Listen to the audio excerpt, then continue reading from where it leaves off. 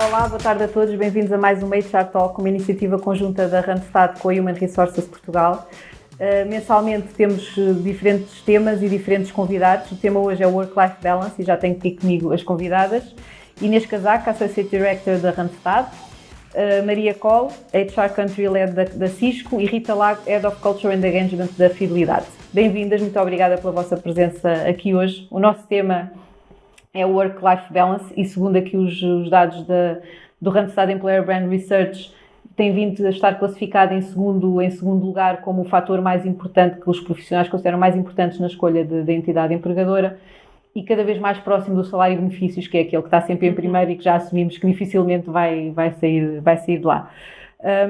Aquilo que eu gostava de começar por vos perguntar é se hoje em dia esta questão de, por exemplo, o trabalho, há aqui várias, o Work-Life Balance inclui diversos aspectos, mas é muito ligado hoje em dia ao trabalho remoto, flexibilidade de horários, se já é visto pelos colaboradores, se ainda é visto como um benefício, se já é quase como um dado adquirido que as empresas não podem ignorar e que têm mesmo que ter em consideração. Inês, se calhar podemos começar aqui. Ok, boa tarde, antes de mais. Sim, sem dúvida, nós temos, e com os dados que a Randstad tem conseguido recolher nos últimos anos, e portanto isto não é algo assim tão recente, há cerca de 4, 5 anos que notamos que este é um fator que tem vindo realmente a evoluir e a aproximar-se aqui do primeiro lugar do pódio. A questão salarial já nem sequer é um tema, portanto já sabemos que é um fator realmente que faz a diferença, é o fator, como nós designamos, higiênico, mas na verdade aqui esta relação daquilo que é a vida do trabalho, o papel profissional com o papel pessoal, o resto daquilo que a nossa vida se compõe tem tido aqui uma importância muito, muito forte. A questão do trabalho remoto, eu acho que é um dos temas que pode compor esta equação, mas eu acho que há mais do que isso. Portanto, acima de tudo, nós temos que perceber que o work-life balance não quer dizer exatamente, e este é um tema que nós se calhar mais à frente vamos falar, até pode ser um bocadinho limitativo para aquilo que é a análise e a conversa sobre os temas do equilíbrio, não é? Porque a verdade é que quando falamos em equilíbrio parece que estamos aqui a colocar fronteiras. A pessoa é isto no trabalho e é isto a nível pessoal. E tem que saber equilibrar quando é que é isto ou quando é que é aquilo. E na verdade essa é uma lógica que logo à partida nos está a colocar muitos limites. Também é verdade que as pessoas esperam que haja benefícios que as ajudem realmente a encontrar um maior equilíbrio e a ter aqui uma qualidade de vida no todo mais completa. O trabalho remoto desde a pandemia, e estamos sempre a falar da pandemia, já é um tema um bocadinho batido, mas a verdade é que o trabalho remoto sem dúvida que se tornou algo, já não consideramos um benefício. A maior parte das funções, e não são todas, porque sabemos que há funções e empresas que não conseguem ter este tipo de lógica de trabalho, mas sim, normalmente é algo que as pessoas estão à espera que seja possível acontecer. Cada vez mais aqui com algumas, não é regras, mas com algumas condicionantes, e sabemos que em trabalho de equipa também é importante as pessoas se encontrarem no escritório e haver esta flexibilidade, mas é uma condição de flexibilidade que um candidato normalmente está à espera que aconteça num processo. Isto eu digo normalmente porque eu sei que há exceções e não as podemos esquecer. Também já vamos tentar perceber como é que isso depois se ultrapassa. Não sei se é a realidade das empresas aqui, acho que todas conseguem ter esta questão da flexibilidade, mas nem todas as empresas têm. Mas Maria, isto realmente é verdade, as empresas têm que ter esta regalia, digamos assim, ou este modo de trabalho para poder ser competitivas. Se não tiverem, corre o risco de ficar para trás, porque hoje em dia os profissionais já não veem trabalhar-se noutro formato. Eu diria que sim e que não. Eu acho que existem diferentes realidades e acho que há que adaptar aquilo que estamos a chamar, talvez em algumas realidades possa ser visto como um benefício, uma regalia, noutras nem tanto. Há outros lugares onde não é possível fazer trabalho remoto, nem sequer trabalho híbrido, portanto eu acho que há que adaptar à realidade. Falando da realidade da Cisco, nós já não vemos a flexibilidade como um benefício, nós já tínhamos flexibilidade muito antes da pandemia, obviamente que sofreu aqui algumas alterações. O que vemos, por exemplo, como benefício, e dando aqui um exemplo, é depois aqui algumas layers daquilo que é a flexibilidade, como por exemplo permitir às pessoas que dentro da flexibilidade possam trabalhar, por exemplo, 20 dias por ano fora de Portugal, por exemplo. Isso sim nós vemos como um benefício. Ok, muito bem. Rita, e na fidelidade também já tinham este... Não tínhamos, acho que somos exatamente o caso oposto à Cisco, ou seja, antes da pandemia, digamos, a nossa eterna companheira, 97% da fidelidade estava em trabalho presencial e, portanto, com o efeito da pandemia tivemos que claramente aqui fazer um shift muito rápido. Eu acho que é sem dúvida digamos, um facto consumado hoje em dia. Temos também a realidade de pessoas que têm que efetivamente exercer a sua profissão presencialmente, quer das clínicas, o atendimento ao cliente, na parte da área comercial. Isso coloca desafios. Contudo, a questão do trabalho remoto, eu acho que claramente a falta de talento que existe é aqui um tema que nos levanta, e o facto de hoje em dia Portugal ser um hub, nomeadamente para muitos estrangeiros que vivem cá e trabalham a partir de Portugal, e claramente veio aqui lançar alguns desafios. A minha dúvida é se calhar, se tivéssemos uma estrutura social ligeiramente diferente, se de facto teríamos o trabalho remoto tão importante naquilo que é o balanço do work-life balance. Ou seja, o que nós vemos na fidelidade é que, sem dúvida, as pessoas apreciam muito o trabalho remoto. Curiosamente, as gerações mais novas que apreciam também o trabalho remoto e não aceitariam continuar na fidelidade se não pudessem ter trabalho remoto, mas gostam do trabalho presencial. E a principal razão pelo qual não vem o trabalho presencial mais tem a ver com o tempo que perdem nos transportes públicos. E, portanto, à medida que toda esta crise habitacional vai acontecer, eu acho que nunca vamos de facto saber se as pessoas preferem realmente o trabalho remoto ou foram empurradas por uma questão social para o trabalho remoto. Portanto, talvez daqui a uns anos consigamos perceber. E sentiram também que isso para vocês era fundamental, ou seja, vocês podiam geriram a questão da pandemia e depois, finalizada a pandemia, podiam ter voltado ao modelo anterior. Mas sentiram também que isso era um fator, hoje em dia, fundamental para conseguir a atração e fidelização de talento? É um fator. Aliás, para os mais novos é a primeira pergunta que fazem, muitas vezes nem é o salário, E, por exemplo, outra questão que os jovens perguntam é: qual é o meu plano de carreira, nomeadamente, ou seja, esta lógica de plano de carreira e evolução. Mas, sem dúvida, se podem trabalhar remoto, é uma das primeiras perguntas nas entrevistas, portanto. Inês, falavas aqui que a questão deste work-life balance tem aqui várias componentes, já abordaram todas isso. E quando falamos aqui do trabalho remoto, até pode parecer um bocadinho de contrassenso, porque estamos a falar de trabalho remoto com uma questão de poder dar maior flexibilidade e maior equilíbrio, mas as fronteiras acabam por se esbater mais, porque se não temos a questão de ir para o trabalho e sair do trabalho, acabamos por estar sempre num registro quase sempre on-call, digamos assim. E, portanto, é preciso aqui também impor, aliás, antes de começarmos a gravar, estávamos aqui a falar um bocadinho disto, que era de impor também os próprios profissionais também conseguirem perceber e criar aqui linhas de limites para conseguir este equilíbrio. Também parte das empresas tentar promover isso, como é que se gera aqui este contrassenso? Porque apesar de ter muitos benefícios, também cria aqui se calhar... Certo, sim, é um ponto importante esse, porque é um bocadinho que estávamos a falar. Isto também cabe a cada um de nós ter aqui uma lógica de organização pessoal, de equilíbrio e de metas pessoais e profissionais, portanto, e falávamos disso, que tem muito que ver também com o nosso perfil e com a forma como olhamos para aquilo que são as nossas obrigações. Por um lado, temos essa oportunidade de dar uma parte das funções, de dar essa possibilidade de, ok, há mais flexibilidade, a pessoa não tem que se deslocar, e este é um tema super importante hoje em dia, e portanto acaba por ser mais fácil, inclusive, de gerir uma série de logística familiar, seja ela qual for, o facto de podermos estar ali e não ter que haver esta deslocação. Por outro lado, é importante também que as pessoas percebam que as empresas, e eu acho que isto é um ponto importante, as empresas dão-nos muitas ferramentas e também, claro, temos as nossas obrigações, mas nós temos que ser responsáveis também pela forma como as utilizamos.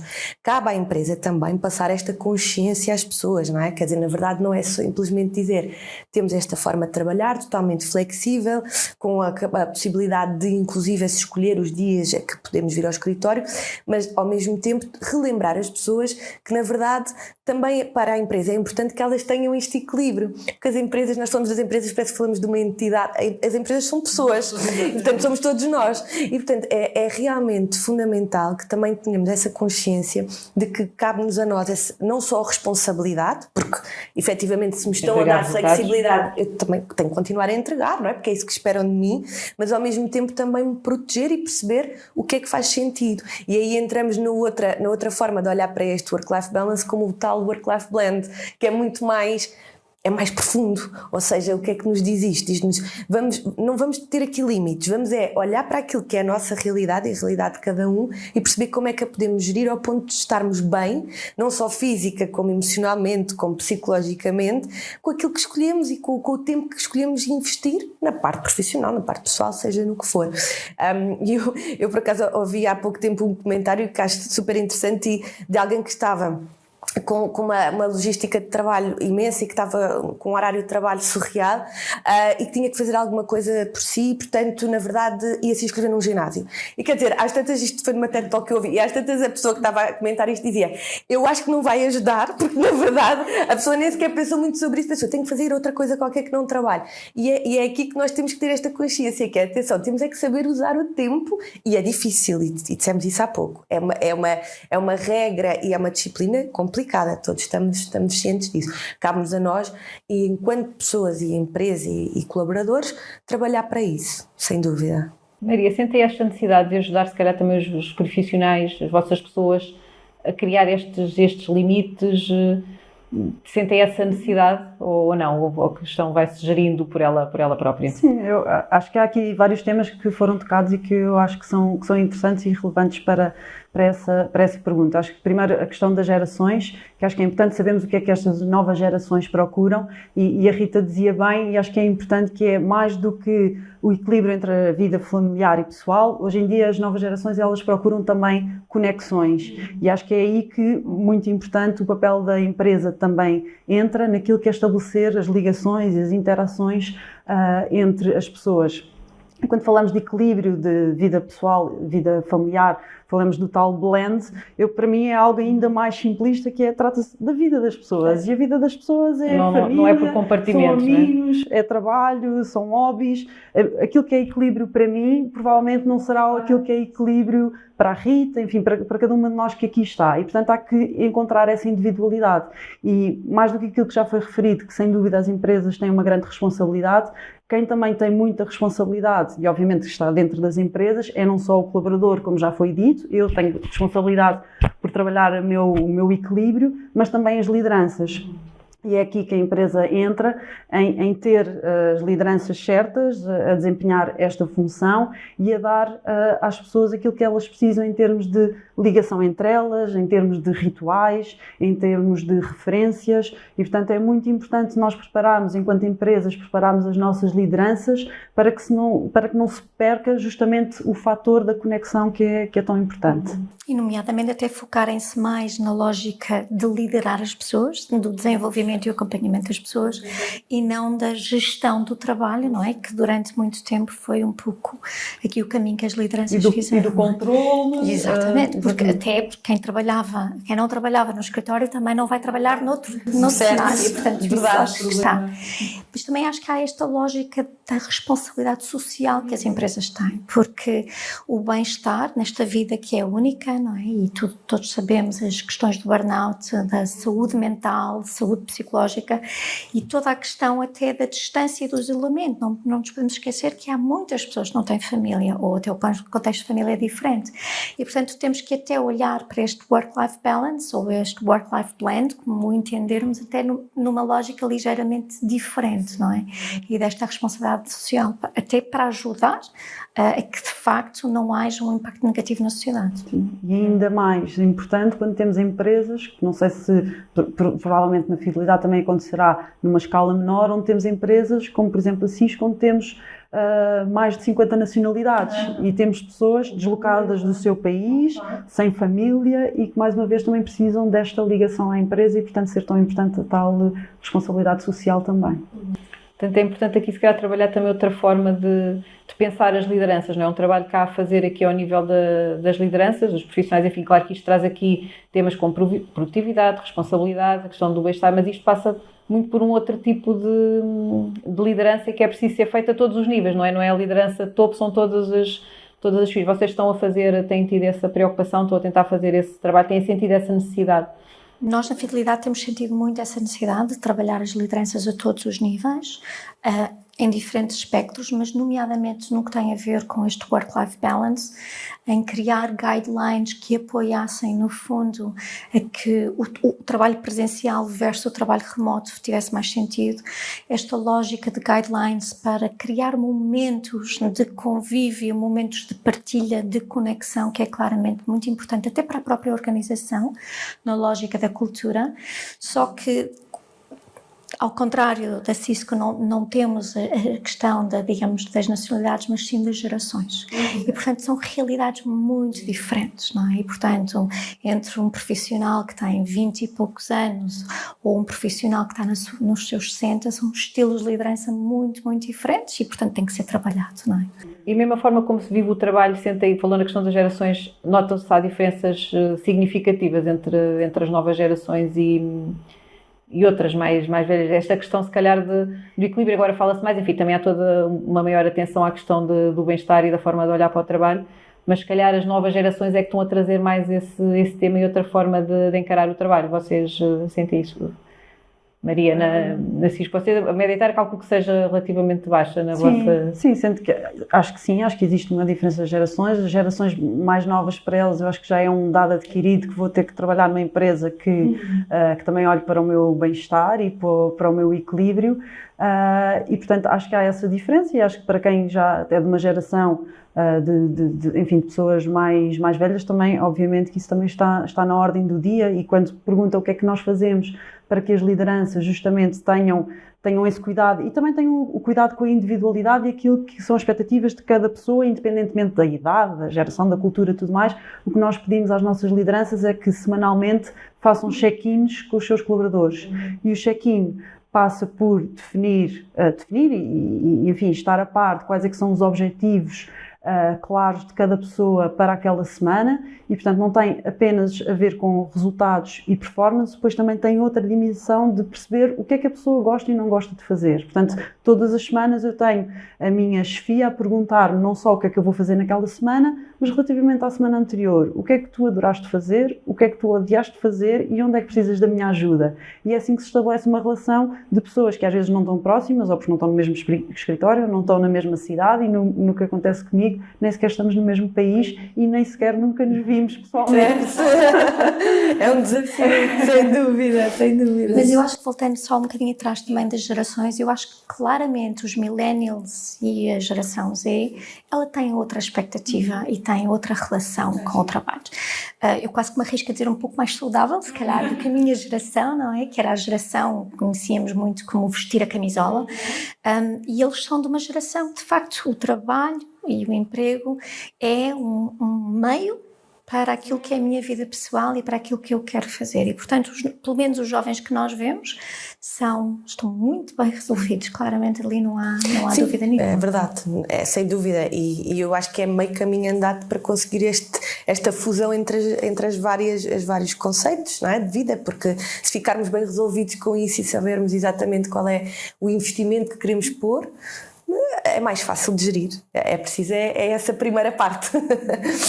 A Rita falou aqui da questão do bem-estar. Isto aqui envolve temas que enfim, são um bocadinho mais complexos até para as próprias FIAs, porque também acaba por entrar um bocadinho no foro pessoal, não é? Há aqui a dúvida até onde é que se pode ou deve ir. Também será se calhar mais difícil às FIAs perceber se o colaborador está ou se não está bem. Exige muito esta proximidade, que se calhar não estando no dia-a-dia não é tão fácil, e exige aqui um check-in mais próximo, ter aqui um acompanhamento maior. Mas como é que isto se consegue? Isto é possível fazer à mesma, mesmo com este novo modelo de trabalho em que as pessoas estão um bocadinho mais dispersas, digamos assim, e até onde é que as FIAs podem ir para perceber até onde é que é o papel social da empresa? A gente também se fala muito do papel social das empresas, e para a pessoa ter equilíbrio também precisa estar bem na sua vida pessoal, não é? Às vezes há toda uma série de questões que não têm a ver com a vida profissional, mas que impacta a vida profissional das pessoas, portanto tudo isto aqui é muito complexo de perceber e de gerir e de conseguir ajudar. Como é que as empresas, qual é que é aqui a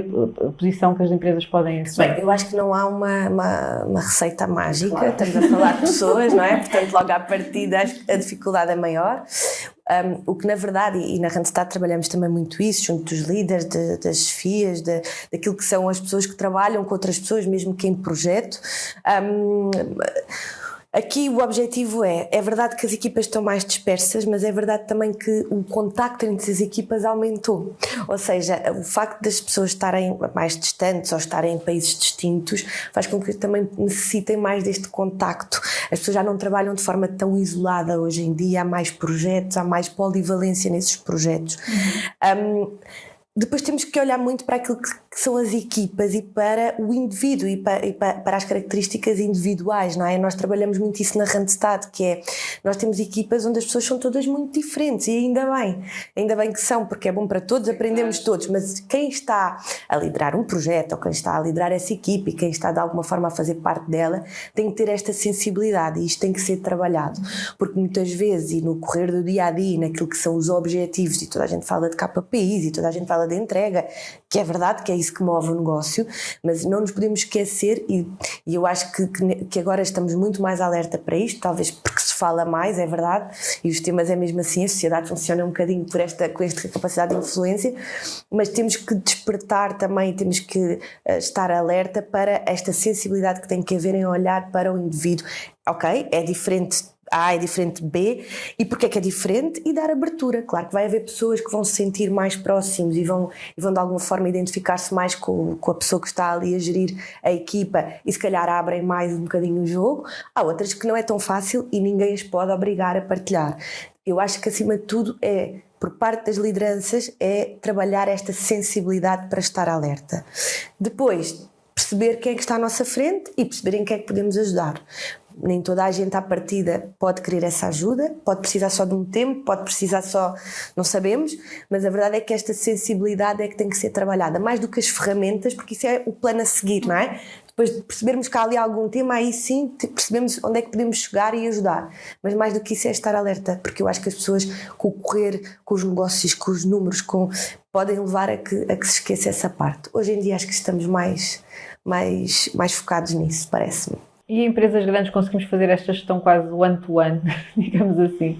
Eu acho que conseguimos, pelo menos daquilo que eu vivo e experimento todos os dias, é possível, e é tão possível que esta gestão de one-to-one, obviamente que isto depois é em cascata, não é? Nós temos o nosso CEO nos Estados Unidos, que ele próprio faz os check-ins. Ainda a semana passada estávamos a ter uma conversa sobre isso, num fórum mais aberto, em que ele faz os check-ins com as pessoas que reportam diretamente a ele. Portanto, a pessoa responsável pelos recursos humanos mundial da Cisco faz o seu check-in semanal, todas as semanas, com o CEO da Cisco. Portanto, isto, mais uma vez, é o exemplo. O exemplo tem que vir de cima para sentir que ele de facto é relevante, e que o objetivo é que as pessoas e os comportamentos diários sejam esses. E, portanto, é importante. E quando falamos também das ferramentas, eu concordo que é preciso sensibilizar, e depois temos as ferramentas que nos ajudam, mas acho que ajuda bastante se tivermos vários tipos de ferramentas à disposição dos nossos colaboradores. E, portanto, dando também, mais uma vez, o exemplo da Cisco, fazemos os check-ins, mas se eventualmente algum colaborador não se sentir à vontade para fazer um check-in, tem um programa que dá apoio a colaboradores, que pode falar com pessoas externas, consultores externos, sobre qualquer área da sua vida. Temos o nosso curso de saúde, enfim, para questões mais ligadas ao fórum psicológico, que tem consultas de psiquiatria, consultas de psicologia, temos o programa de mentor, temos o programa de sponsor. Portanto, temos várias ferramentas e vários programas que permitem que a pessoa encontre em cada um deles diferentes tipos de apoio, de acordo com a sua personalidade e com a sua forma de olhar esta questão de poder partilhar e atingir aqui também o seu equilíbrio. Muito bem. Rita, e quando quando não se pode dar o mesmo tipo de flexibilidade a todos os colaboradores, porque há empresas onde isso acontece, enfim, isto foi muito falado no início também, quando a maior parte ainda estava a testar aqui os modelos do trabalho remoto e tudo mais, apesar da flexibilidade obviamente ser muito mais do que isso, mas como é que se consegue aqui o equilíbrio quando temos pessoas na empresa para quem não são possíveis os mesmos níveis de flexibilidade, digamos assim, como é que se consegue garantir aqui a equidade e que as pessoas não sintam que estão a ser prejudicadas? A questão complicada, a questão desafiante. Eu não sei se é uma resposta certa, é um caminho que nós ainda estamos a fazer, mas uma das coisas que claramente percebemos é que o reconhecimento pelo trabalho que está a ser feito e que só pode ser efetivamente feito tem claramente um impacto muito positivo e, portanto, desde o início, durante a pandemia e pós, tudo o que são as funções presenciais, nós fazemos sempre muita questão de que esse reconhecimento exista, que tem que existir. Eu acho que é um caminho que se vai fazer e, portanto, já falamos em discriminação positiva de alguma forma. Falou-se, quando se foi para remoto, a questão dos apoios a quem está em casa. Se calhar tem que se falar ao contrário, é os apoios para quem vem ao escritório e tem que vir, não é? E, portanto, esse é um diálogo que estamos aqui a começar. Claramente, muitas das funções que são presenciais, à medida que a robotização, a automatização dos processos, são funções muitas vezes comerciais, de contacto com o cliente, e que também elas próprias têm processos de remuneração, processos de objetivos que também são distintos, não é? E, portanto, eu lembro-me de falar com alguns colegas da área comercial em que eles diziam: eu quero, mesmo que eu possa estar remotamente, eu quero, porque eu só consigo exercer exatamente a minha função, de facto, obriga a isto. E, portanto, não sei, eu acredito que talvez venhamos a assistir a alguns no futuro, a algum tipo de discriminação positiva. Acho que vai depender muito também na capacidade de atrair perfis que sejam diferentes para estas funções que têm que ser presenciais, mas não temos ainda a resposta. Ainda não temos essa resposta. Mas vamos aqui a tentar concretizar para perceber melhor o que é esta questão aqui do conseguir o equilíbrio e de promover este work-life balance, porque de facto a tendência é sempre o trabalho remoto, mas há aqui uma série de coisas. Há aqui o apoio à parentalidade, por exemplo, que se fala, que também é muito falado, porque aqui acaba por ser um dos grandes fatores que as pessoas mais precisam de ajuda, a flexibilidade de horários, a questão de se puder chegar mais tarde, até posso ir ao escritório, mas não consigo estar às 9, chegar às 11 e depois sair mais tarde, poder trabalhar fora, se calhar por um período de tempo, ter dias extras de férias, enfim, há aqui uma série de coisas que as empresas podem de facto fazer, que não só a questão do trabalho remoto, tentar perceber um bocadinho também o que é que para vocês é prioritário, se isto tem que ser por fases, não se pode ter tudo ao mesmo tempo, o que é que as empresas podem aqui fazer, ou o que é que vocês em concreto já estão a fazer? Sim, claro que depois há uma lógica e uma estrutura organizacional que tem que continuar a funcionar. Certo, portanto, não podemos ter todos ao mesmo tempo. Ou seja, estas coisas, claro que exigem um planeamento e de alguma forma não há um mundo ideal, até porque estamos a falar de realidades distintas. A Randstad, e voltando só um bocadinho atrás, já trabalhava aqui a questão da flexibilidade também antes da dita pandemia e, portanto, na verdade era algo que já estava a ser trabalhado. O que se percebeu e o que temos tentado fazer e o que vemos em muitos dos nossos parceiros também, é que há uma preocupação constante em atualizar este tipo de regra ou de benefício e não benefício palpável que é dado às pessoas e perceber exatamente aquilo que para elas possa ser mais importante. Portanto, aqui um bocadinho como a Maria estava a dizer, também as tais ferramentas, quanto maior for a panóplia de ferramentas que temos para apresentar, efetivamente mais opção de escolha estamos a dar às pessoas e isso vai facilitar aqui em muito a decisão de atrair e aceitar ou não aquela oportunidade ou de ficar, de reter aquelas pessoas. Nós na Randstad optámos muito pela flexibilidade, pela sugestão efetivamente das equipas se encontrarem em escritório, mas com total flexibilidade para cada área de negócio, assim como se entender. A questão dos horários também é flexível. Claro que não para todas as funções.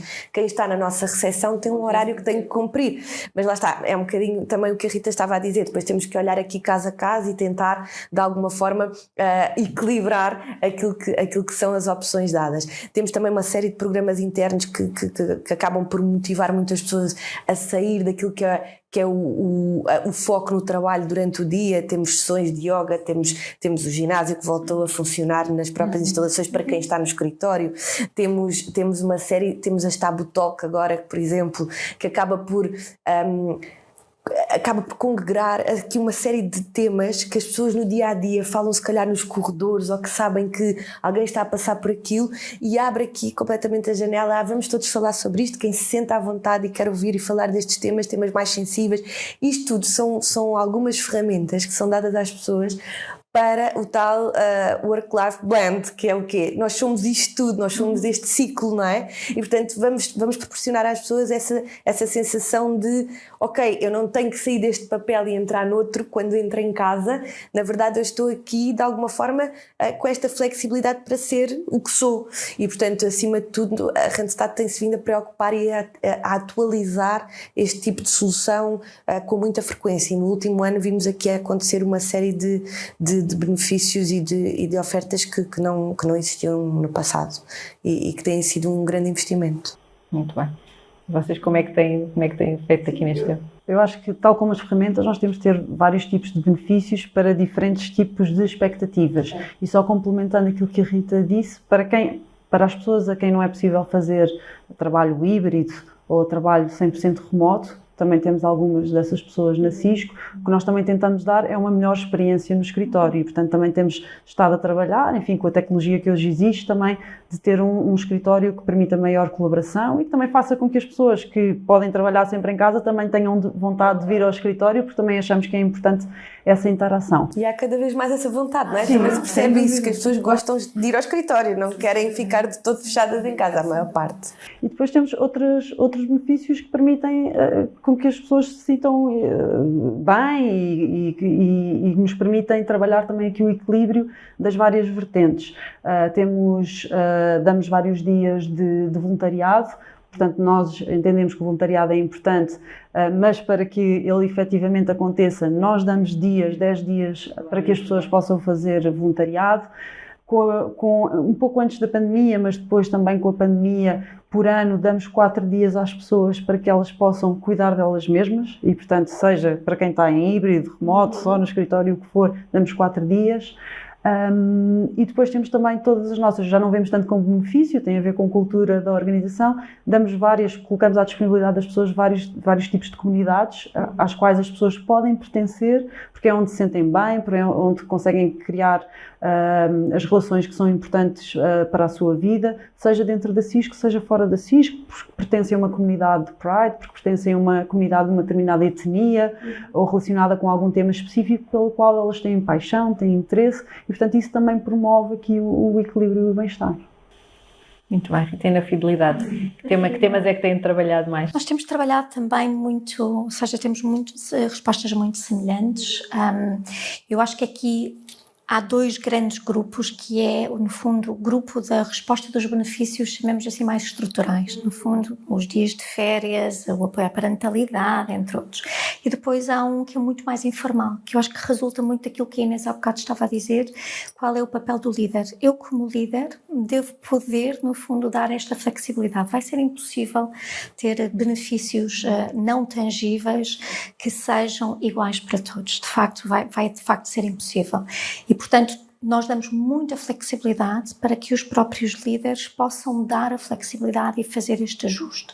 E só assim é que, de facto, o work-life balance ou blend, como queiramos, funciona, não é?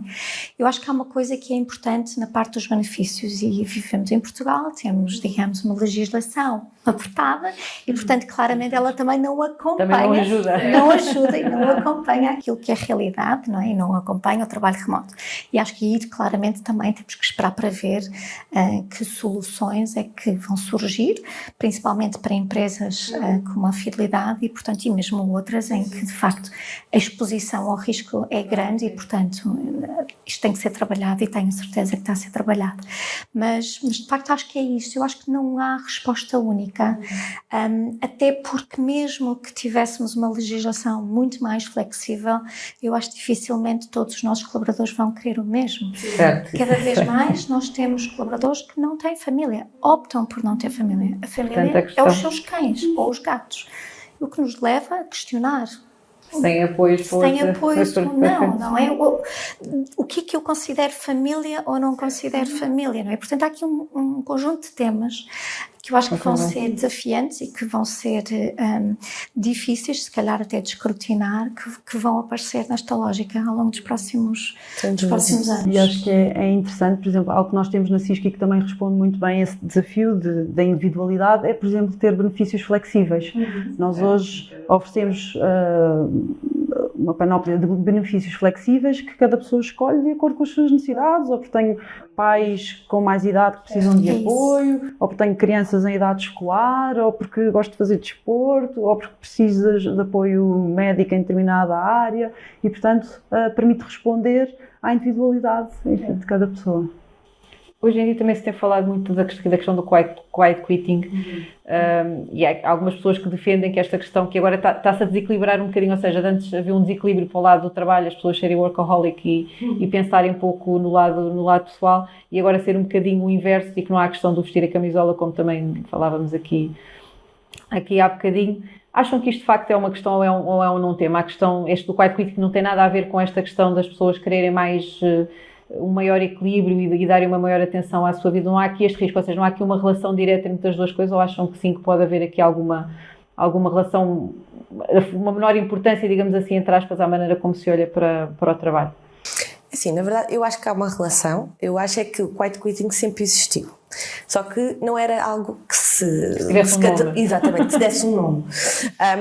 As pessoas começaram a perceber que, efetivamente, há aqui um tema de excesso para algumas, para outras nem tanto. Há pessoas que precisam de trabalhar, porque isso as faz sentir bem e porque têm uma logística diferente e porque gostam daquele tempo que investem mais no trabalho. E está tudo bem. Portanto, eu acho que isso está relacionado numa lógica de, se calhar, há um maior número de pessoas que começou a perceber que era mais feliz e que tinha mais qualidade de vida se efetivamente houvesse aqui um equilíbrio maior naquilo que era o investimento de tempo. Portanto, daí haver este rótulo agora. Mas não quer dizer que isso, mais uma vez, que funcione para todos, e não quer dizer que as pessoas estejam a desvalorizar uma parte em comparação com a outra. Eu acho que não é essa a abordagem. Pode estar relacionado porque realmente acabou por ser um tema mais falado e acabou por ser rotulado assim, e as pessoas acabam por pensar quase que de 8 a 80, não é?